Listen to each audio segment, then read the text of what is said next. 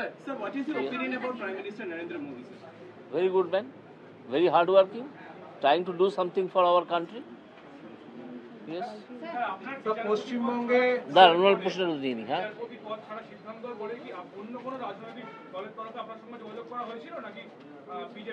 না না, বিজেপির সঙ্গে আমার এবং আমি বিজেপির সঙ্গে যোগাযোগ করেছিলাম গত 5-6 দিনের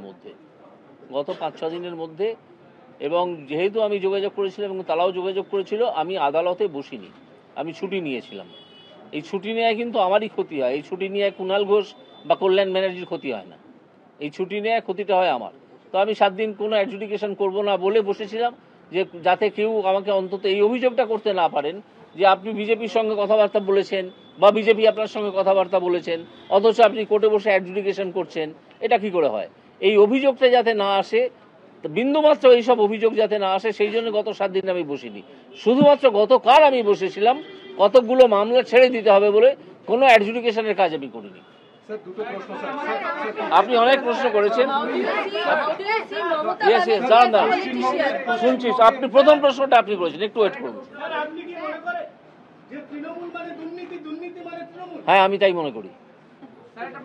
সন্দেশখালী নিয়ে আপনার মতামত, সন্দেশখালীতে কি চলছে?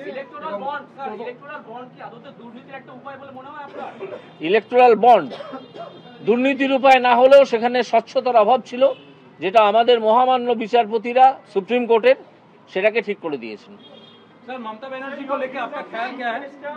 Mamata Banerjee, yes, like other political personalities, she is also one political personality. What else?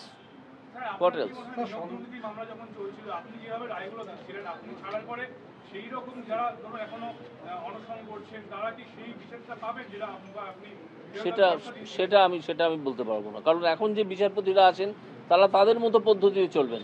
আমি তাদের পদ্ধতিতে চলছিলাম না, আমি একটা পদ্ধতিতে চলছিলাম যেটা সুপ্রিম কোর্ট অবধি যেটার মান্যতা পেয়েছে, সেটা কোনো সব প্রশ্ন নেবো, সব প্রশ্ন।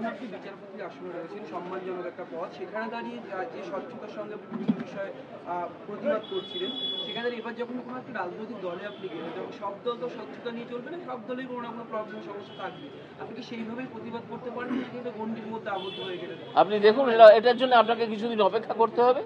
আমার কার্যক্রম দেখবেন, আমি নিশ্চয়ই বিজেপির পার্টি লাইন মেনেই চলবো, এবং বিজেপি তো বলে দিয়েছে জিরো টলারেন্স টু করাপশন।